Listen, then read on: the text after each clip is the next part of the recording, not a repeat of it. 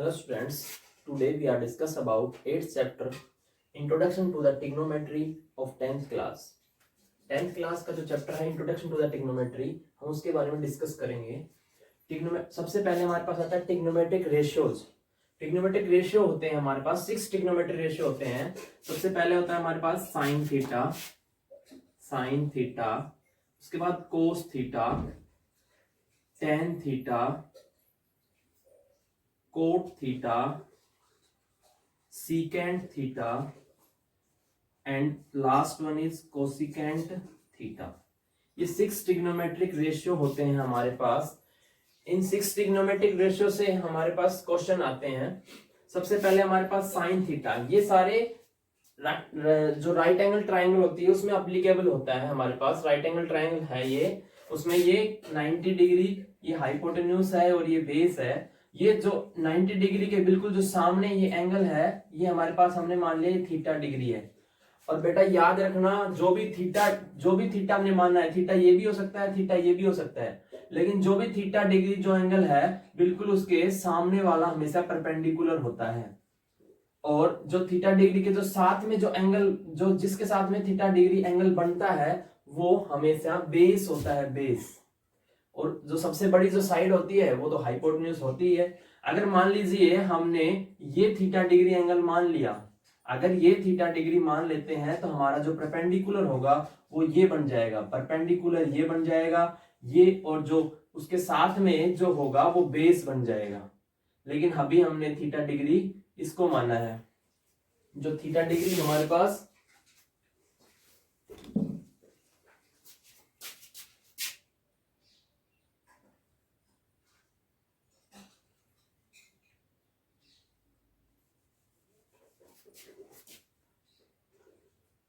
ये है थीटा, हमने थीटा इसको माना है। तो जो उसके सामने जो होगा वो परपेंडिकुलर होगा, इसके सामने जो होगा ये जो है वो परपेंडिकुलर होगा, और ये जो होगा ये बेस होगा। ये है हमारे पास, इस तरह से होता है। एक हमारे पास छोटा सा फॉर्मूला आप याद रख लेना, पंडित बद्री प्रसाद हर हर बोले। इससे होता क्या है हमारे पास, जो सबसे पहले होता है ये होता है साइन थीटा, साइन, ये होता है कोस, और ये होता है टेन। देखो ये होता है, जैसे देखो साइन थीटा किसके बराबर होता है, P अपॉन में H। मतलब P का मतलब होता है हमारे पास परपेंडिकुलर, और H का मतलब होता है हाइपोटेन्यूज। ये होता है P अपॉन में H।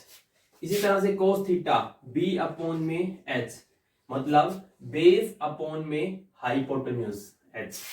इसी तरह से टेन थीटा, ये टेन थीटा होता है P अपॉन में B, मतलब P परपेंडिकुलर अपॉन में बेस, परपेंडिकुलर अपॉन में बेस बनता है टेन थीटा के बराबर।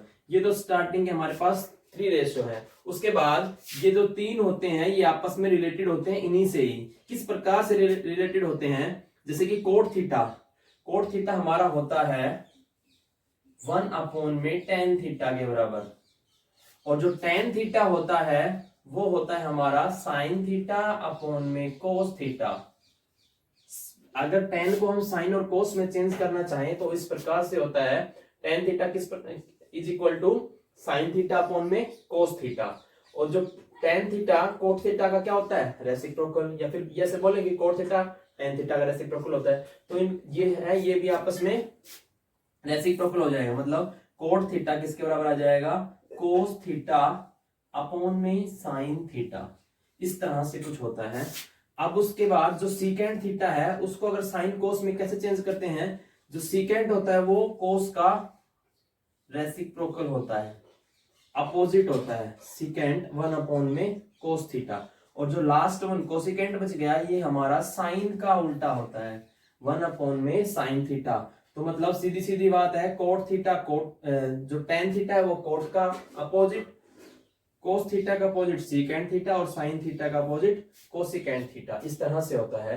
तो जो भी हमने यहाँ पे, मैं इस तरह से लिख देता हूं कि secant theta is equal to 1 upon में कोस थीटा, और जो कोसिकेंट थीटा है ये हो गया 1 अपॉन में साइन थीटा। अब जो ये वैल्यूज हमने यहाँ से पंडित बद्री प्रसाद हर बोले, यहां से ये निकाली थी साइन थीटा परपेंडिकुलर अपॉन में hypotenuse, cos theta base upon में hypotenuse, tan theta perpendicular upon में बेस। इसी तरह से जो रिलेशन था इनके बीच में इस तरह उल्टा हो जाएगा। जो साइन का उल्टा होता है कोसिकेंट, तो ये वैल्यू जब यहां से हम उल्टी देखेंगे तो ये कोसिकेंट की वैल्यू बन जाएगी, मतलब हाइपोटेन्यूज अपॉन में परपेंडिकुलर कोसिकेंट थीटा के बराबर होगा। इसी तरह से कोस का उल्टा क्या होता है हमारे पास, कोस का उल्टा होता है सीकेंट थीटा। तो जो ये वैल्यू होगी ये सीकेंट की हो जाएगी, नीचे से ऊपर की तरफ जो वैल्यू निकालेंगे तो ये सीकेंट की होगी। और टेन का उल्टा होता है कोट थीटा, तो ये उल्टी बेस अपॉन में परपेंडिकुलर लिखेंगे तो कोट थीटा, और परपेंडिकुलर अपॉन बेस लिखेंगे तो टेन थीटा। तो इसी तरह से कोट थीटा आ जाएगा हमारा बेस अपॉन में परपेंडिकुलर, और सीकेंट थीटा होगा हाइपोटेन्यूज अपॉन में बेस। सीकेंट थीटा होगा हमारा हाइपोटेन्यूज अपॉन में बेस। इसी तरह कोसिकेंट होगा साइन का उल्टा हाइपोटेन्यूज अपॉन में परपेंडिकुलर। ये 6 ट्रिग्नोमेट्रिक रेशियोज होते हैं हमारे पास। इनका इस तरह से जो राइट एंगल ट्रायंगल होती है उसमें इस तरह से हम वैल्यूज निकालते हैं। उसके बाद हमारे पास होते हैं एंगल्स। एंगल्स की बात करते हैं हम। एक एंगल चार्ट होता है हमारे पास।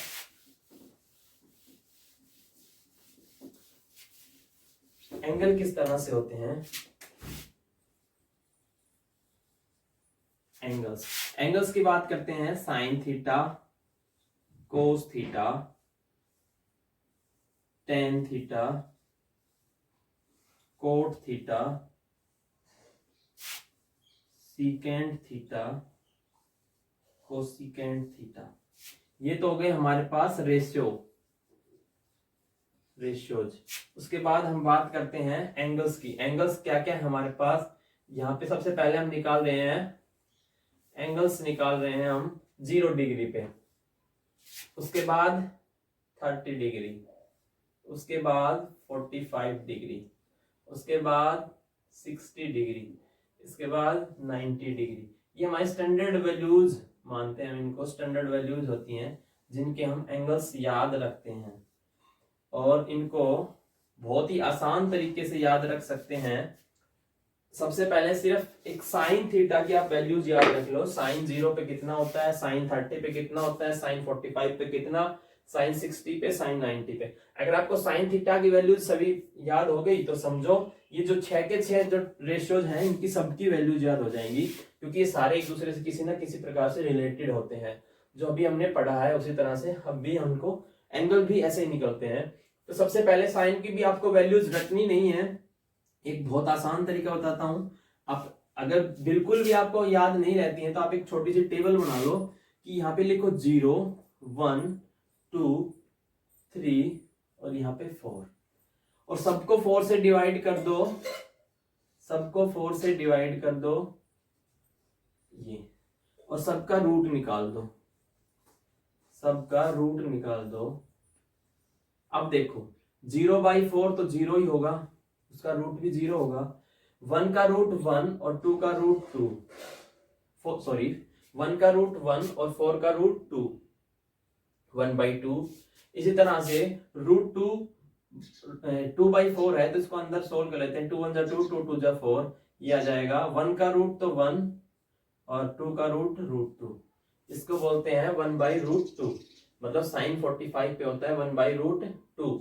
इसी तरह से इसमें निकालेंगे √3 का तो √3 और नीचे वाले का रूट करेंगे √4 का 2, तो इसकी वैल्यू आएगी √3/2।